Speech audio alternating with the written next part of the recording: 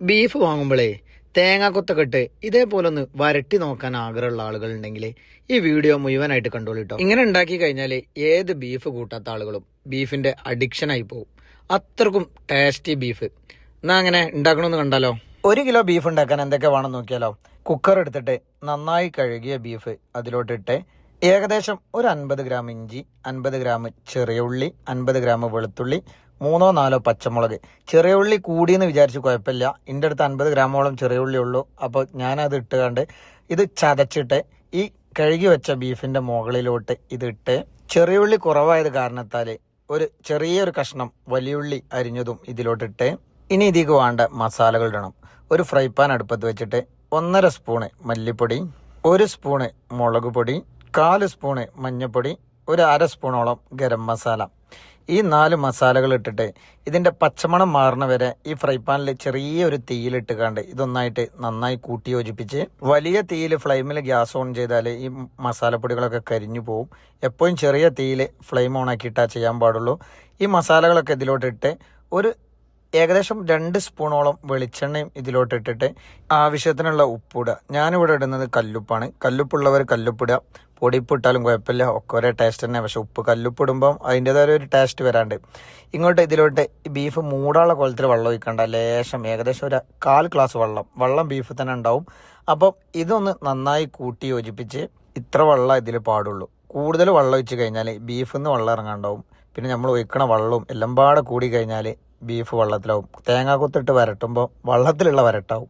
ഇനി കുക്കറിൻ്റെ മൂടി എടുത്ത് ഇത് മൂടി വെച്ചിട്ട് ഏകദേശം ഒരു 8 വിസിൽ 9 വിസിൽ 8 വിസിൽ ആവുമ്പോൾ തന്നെ ഫ്ലെയിം ഓഫ് ചെയ്തിട്ട് പിന്നെ ആ ഹാവി പോകുന്നവരെ കാത്തിരിക്കുക. പിന്നെ ഒരു മൺചട്ടി വെച്ച്, മൺചട്ടി ഉള്ളവർ മൺചട്ടി വെക്കുക, ഇല്ലാത്തവർ ഏത് ചട്ടി വെച്ചാലും മതി. ഇതിലേക്ക് ഒരു ഏകദേശം 2-3 സ്പൂണ് വെളിച്ചെണ്ണ ഒഴിച്ച്, വെളിച്ചെണ്ണ തന്നെ ഒഴിക്കണം കേട്ടോ. വെളിച്ചെണ്ണ ഏകദേശം ചൂടായി എന്ന് കണ്ടപ്പോഴേ ഒരു 1.5 സ്പൂണോളം പെരിഞ്ജീരകം ഇതിലോട്ടിട്ട് ഇത് നന്നായി മൂപ്പിച്ചെടുത്തിട്ട്, കരിയാതെ എപ്പോഴും നോക്കണം. കരിഞ്ഞു കഴിഞ്ഞാൽ ടേസ്റ്റ് മാറും. നല്ലോണം മൂത്തെന്ന് തോന്നിക്കഴിഞ്ഞാൽ കുറച്ച് അധികം ചെറിയ ഉള്ളി ചെറുതാക്കി അരിഞ്ഞിട്ട് ഇതിലോട്ടിട്ട്, ചെറിയ ഉള്ളി കൂടുതൽ ഇടുകയാണെന്നുണ്ടെങ്കിൽ അത്രയും ടേസ്റ്റ് ആവും. എൻ്റെ അടുത്ത് കുറച്ച് ചെറിയ ഉള്ളി ഉള്ള കാരണത്താൽ ഞാൻ കുറച്ചിട്ടിട്ടുള്ളൂ. ഇനി ബാക്കി ഇടുന്നത് വലിയുള്ളിയാണ്. ചെറിയ ഉള്ളിൻ്റെ മൂപ്പും ഏകദേശം ആയി കഴിഞ്ഞാൽ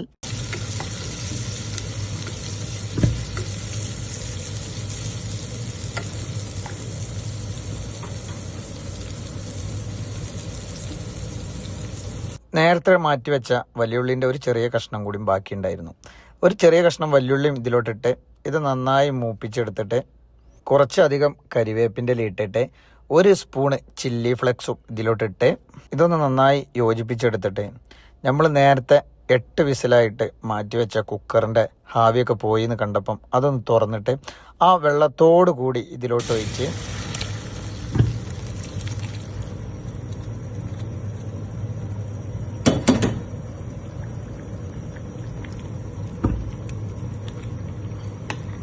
ഈ വെള്ളമൊക്കെ ഇറച്ചിയിൽ നിന്ന് ഇറങ്ങിയ വെള്ളം തന്നെ കേട്ടോ. ഇതിക്ക് കൂടുതലായിട്ട് നമ്മൾ വെള്ളം ഒഴിച്ചിട്ടില്ല.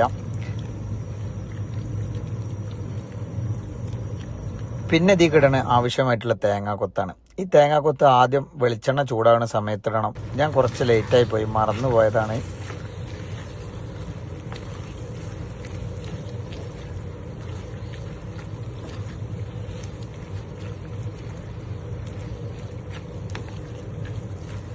തീ ഒരു മീഡിയം ഫ്ലെയിമിലാക്കിയിട്ട് ഏകദേശം ഈ വെള്ളം വറ്റാൻ 8 മിനിറ്റും 10 മിനിറ്റിൻ്റെ ഇടയിൽ സമയം വന്നു. അപ്പം ബീഫ് ഫ്രൈ ആക്കുന്ന ആളുകളുണ്ടെങ്കിൽ ഇതേപോലെ തേങ്ങാക്കൊത്തൊക്കെ ഇട്ട് ഒന്ന് ട്രൈ ചെയ്യാം. ഇത്ര ഗ്രേവിയിലാണ് നിൽക്കാൻ പാടുള്ളൂ. കൂടുതൽ ഗ്രേവിയും പാടില്ല, കൂടുതൽ വറ്റാനും പാടില്ല. കൂടുതൽ വറ്റിക്കഴിഞ്ഞാൽ അതിൻ്റേതായ ടേസ്റ്റ് ഉണ്ടാവും. അപ്പോൾ ഈ ഒരു ടേസ്റ്റിൽ ബീഫ് വാങ്ങുമ്പോൾ ഇനി ഒന്ന് ട്രൈ ചെയ്ത് നോക്കുക.